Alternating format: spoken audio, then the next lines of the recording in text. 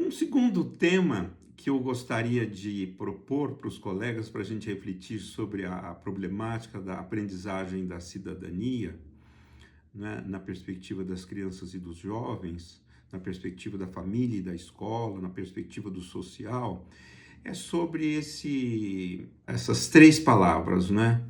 Anomia, heteronomia e autonomia, né?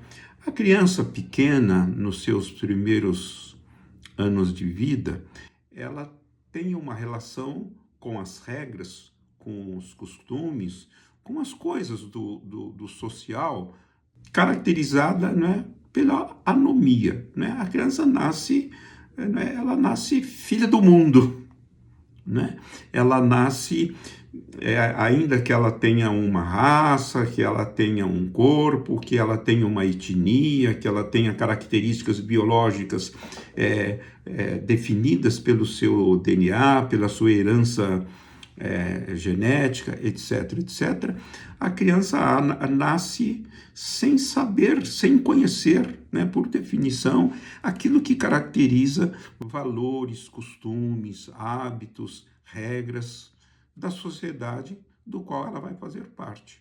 Então, a anomia significa que, do ponto de vista da criança, ela tem regras corporais, ela tem regulações biológicas. Ela sente fome, sono, ela sente dor, ela tem necessidades, né? Ela tem regulações, ela tem relações parte todo, ela tem um funcionamento regulado pela sua biologia, pelo seu funcionamento neurológico, né? Ela tem sensações, sentimentos, ela tem um funcionamento dos órgãos dos sentidos, né? que tem uma base biológica. Mas, do ponto de vista social, ela está na anomia. E por isso que ela precisa de adultos, de preferência, que tenham autonomia, que tenham responsabilidade, que se impliquem em cuidar bem da criança, que protejam a criança, que sejam confiáveis para ela, que estejam presentes, né?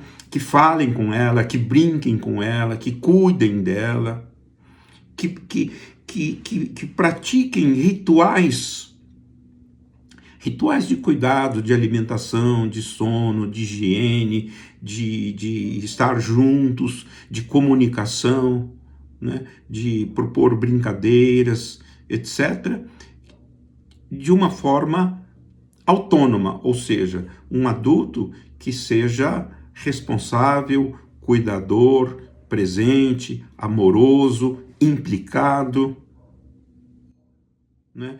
Porque quanto mais a criança está na anomia, mais ela precisa da autonomia de quem ela depende, né? Como todos nós sabemos, a criança mais saudável, mais gordinha, mais linda, mais perfeita, ela precisa do cuidado do adulto. Ela não sabe prover para si mesma, nos seus primeiros anos de vida, coisas que são fundamentais para a sua sobrevivência, para a sua vida. Então, esse é o primeiro ponto. Bom, a criança mais velha, né? Por isso que o Piaget fala, antes disso, né? Por isso que o Piaget fala que a criança, o primeiro momento, esse momento de anomia, é um momento também de indiferenciação, né? A criança e o mundo e as pessoas que cuidam dela têm uma relação de indiferenciação. Por isso que é bom que uma pessoa que só possa ter uma relação de anomia com as coisas do mundo, tenha, junto com isso, uma relação de autonomia. Autonomia moral, autonomia física, autonomia social, porque você tem uma complementaridade perfeita. Imaginemos agora o contrário, né? Uma criança que, estando na fase da anomia, ela tem adultos heterônomos, adultos indiferentes, permissivos, abusivos, ausentes, que não se responsabilizam pelo cuidado das pessoas que dependem dele. Um adulto indiferente, um adulto que não assume a sua função de cuidado, de educação, de socialização, né? Isso é ruim.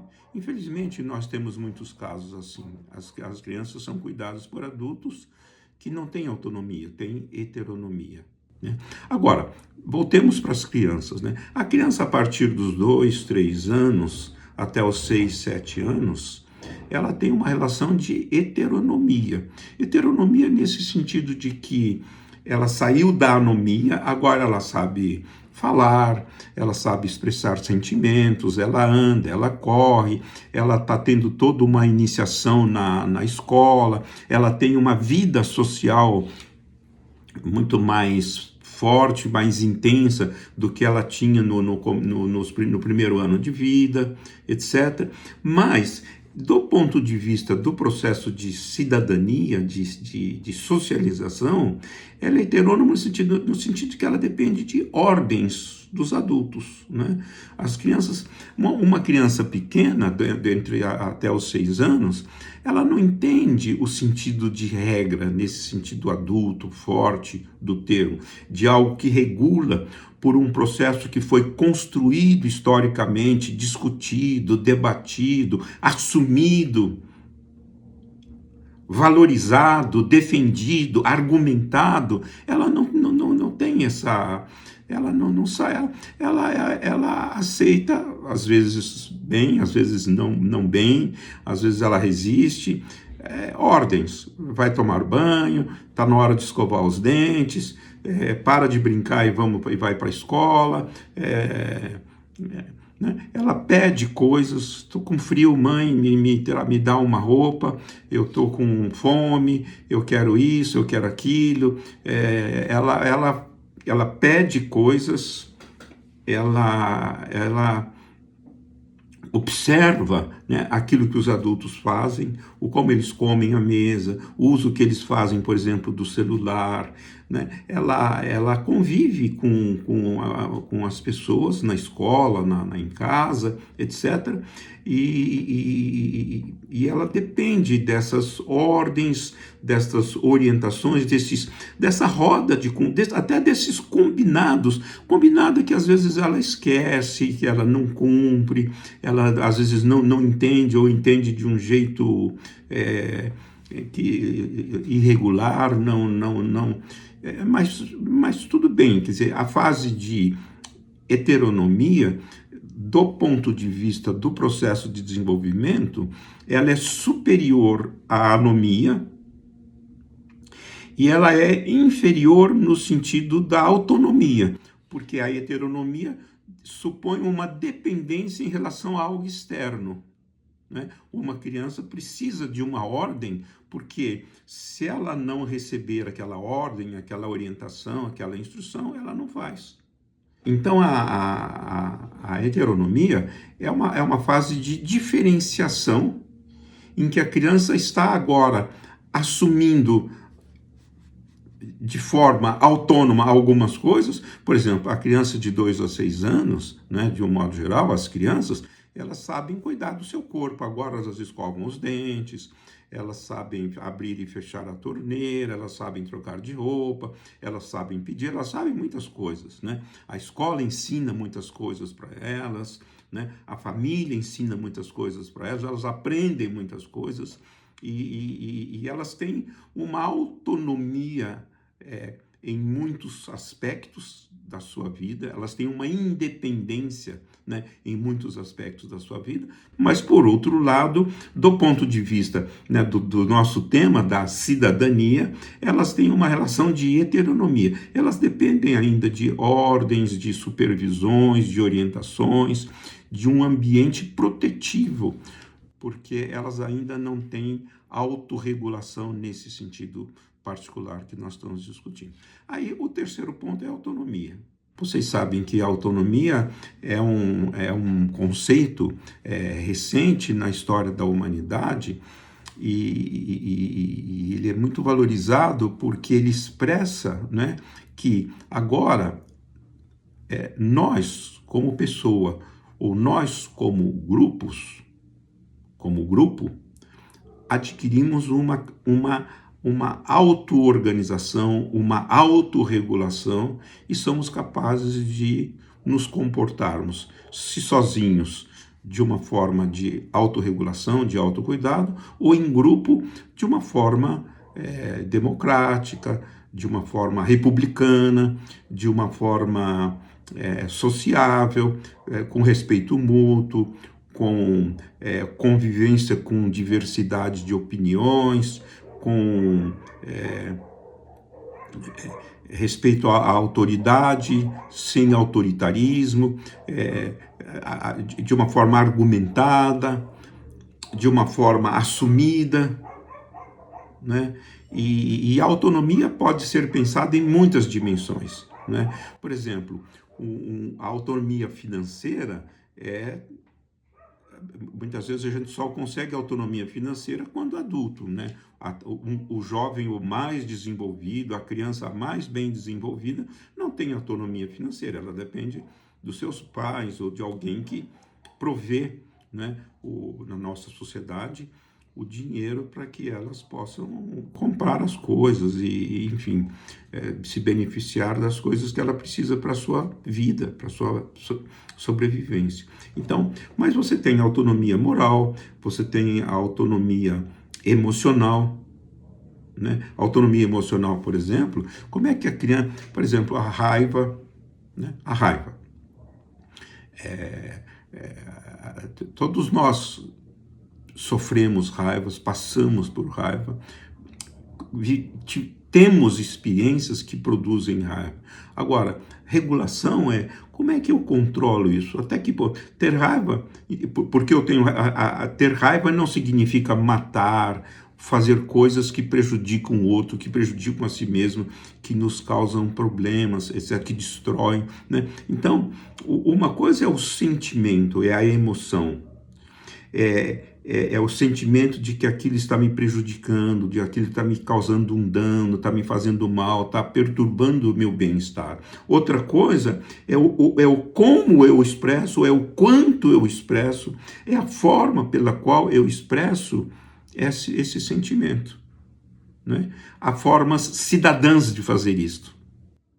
Há formas que não negam no sentido de fingir que não existe isso, mas que fazem isso de uma forma que é respeitosa, que é democrática, que é compartilhável, que é comunicável no sentido cidadão do termo, né?